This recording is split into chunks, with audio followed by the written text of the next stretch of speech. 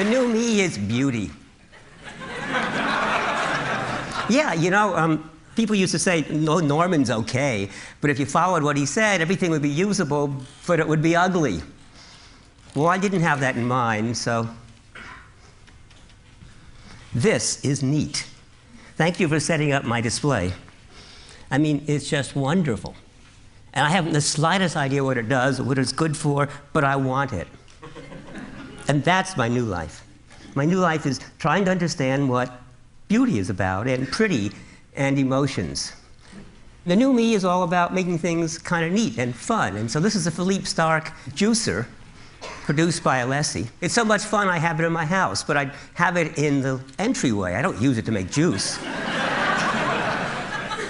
In fact, I bought the gold-plated special edition, and it comes with a little slip of paper that says, don't use this juicer to make juice. The acidic, well, the acid will ruin the gold plating. So actually, I took a carton of orange juice and I poured it in the glass to take this picture. But beneath it is a wonderful knife. It's a global cutting knife made in Japan. First of all, look at the shape. It's just wonderful to look at. Second of all, it's really beautifully balanced. It holds, it feels well. And third of all, it's so sharp, it just cuts. It's a delight to use. And so it's got everything, right? It's beautiful, and it's functional. And I can tell you stories about it, which makes it reflective. And so you will see I have a theory of emotion, and those are the three components. Hiroshi Ishii and his group at the MIT Media Labs took a ping pong table and a projector above it, and on the ping pong table, they projected an image of water and fish swimming in it. And as you play ping pong, whenever the ball hits part of the table, the ripples spread out and the fish run away. But of course, then the ball hits the other side, and the ripples are the poor fish. They can't find any peace and quiet. And is that a good way to play ping pong? No. But is it fun? Yeah. Yeah. So, or look at Google. If you type in, say, emotion and design, you get 10 pages of results. So Google just took their logo and they spread it out. Instead of saying, you got 73,000 results, this is 1 through 20, next, they just give you as many O's as there are pages. It's really simple and subtle. I bet a lot of you have seen it and never noticed it. That's a subconscious mind, sort of notices it. It probably is kind of pleasant, and you didn't know why. And it's just clever. And of course, what's especially good is you type design and emotion. The first response out of those 10 pages is my website. Now, the weird thing is Google lies. Because if I type design and emotion, it says, you don't need the and, we do it anyway. So, okay, so I typed design emotion, and my website wasn't first again. It was third. Oh, well, different story. There was this wonderful review in the New York Times about the Mini Cooper automobile. It said, you know, this is a car that has lots of faults. Buy it anyway. It's so much fun to drive. And if you look at the inside of the car, I mean, I loved it. I wanted to see. I rented it. So this is me taking a picture while my son is driving. And the inside of the car, the whole design is fun. It's round. It's neat. The controls work wonderfully. So that's my new life. It's all about fun. I really have the feeling that pleasant things work better. And that never made any sense to me until I finally figured out, look, I'm going to put a plank on the ground. So imagine I have a plank about 2 feet wide and 30 feet long, and I'm going to walk on it. And you see I can walk on it without looking. And I can go back and forth, and I can jump up and down. No problem.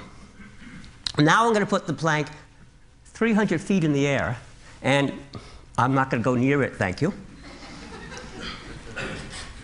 Intense fear paralyzes you. It actually affects the way the brain works. So Paul Sappho, before he gave his talk, said that he didn't really have it down until just a few days or even hours before the talk, and that anxiety was really helpful in causing him to focus. And that's what fear and anxiety does.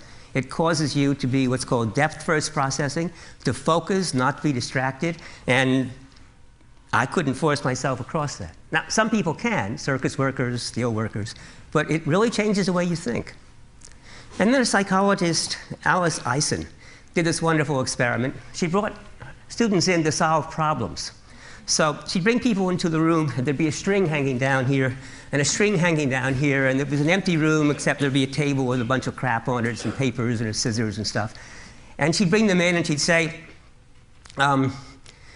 this is an IQ test, and it determines how well you do in life. Would you tie those two strings together?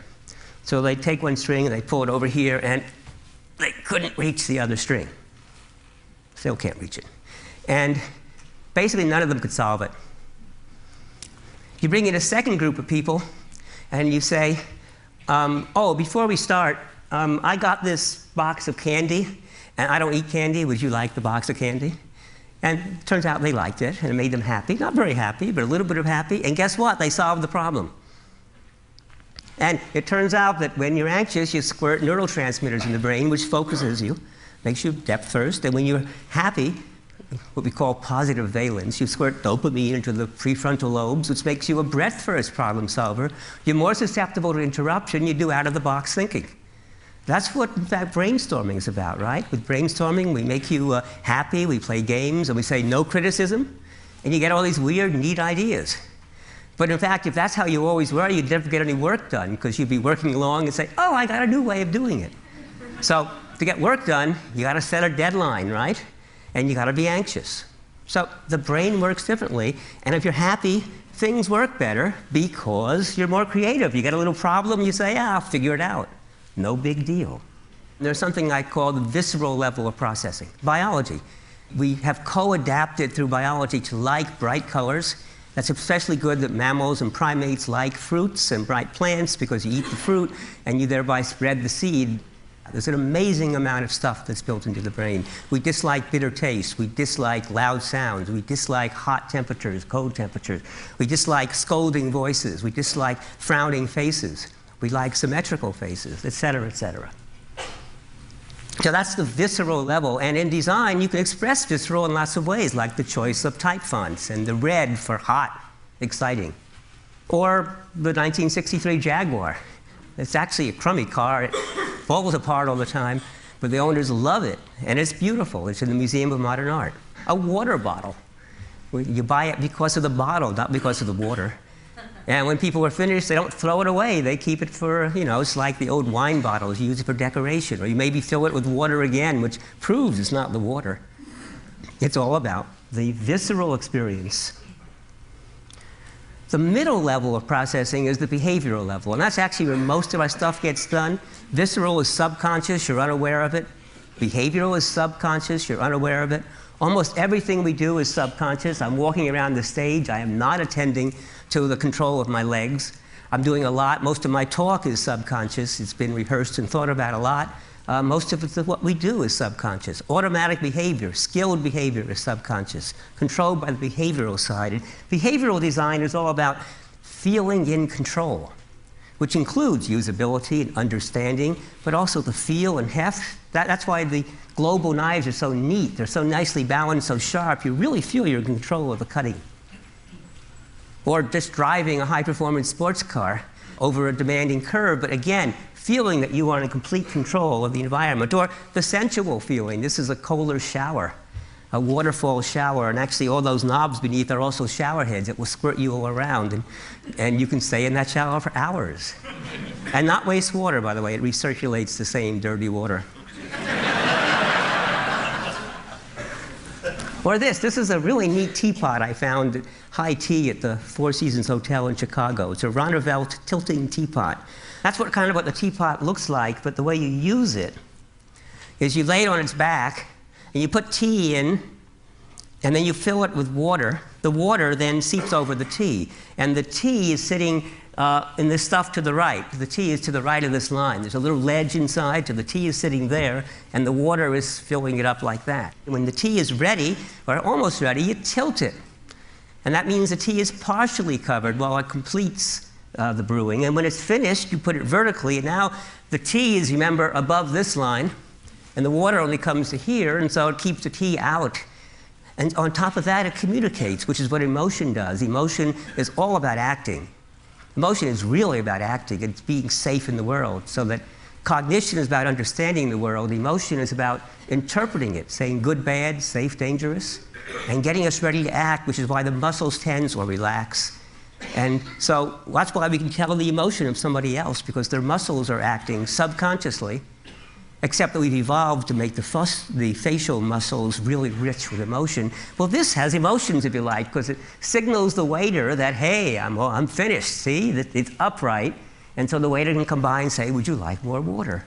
It's kind of neat. What a wonderful design. And the third level is reflective, which is, if you like, the superego. It's a little part of the brain that has no control over what you do, no control over it doesn't see the senses, doesn't control the muscles. It looks over what's going on. It's that little voice in your head that's watching and saying, that's good, that's bad, or why are you doing that? I don't understand. It's that little voice in your head, that's the seat of consciousness. Here's a great reflective product. Owners of the Hummer have said, you know, I've owned many cars in my life, all sorts of exotic cars, but never have I had a car that attracted so much attention. It's about their image, it's not about the car. But even if you want a more positive model, this is the GM car, and the reason you might buy it now is because you care about the environment, and you'll buy it to protect the environment, even though the first few cars are going to be really expensive and not perfected. But that's reflective design as well. Or an expensive watch, so that you can impress people and say, oh, gee, I didn't know you had that watch. As opposed to this one, which is a pure behavioral watch, which probably keeps better time than the $13,000 watch I just showed you. But it's ugly. This is a clear Don Norman watch. And what's neat is sometimes you pit one emotion against the other, the visceral fear of falling against the reflective statement saying, it's okay, it's safe. It's safe. And at the amusement park were rusty and falling apart, you'd never go on the ride. So it's pitting one against the other. The other neat thing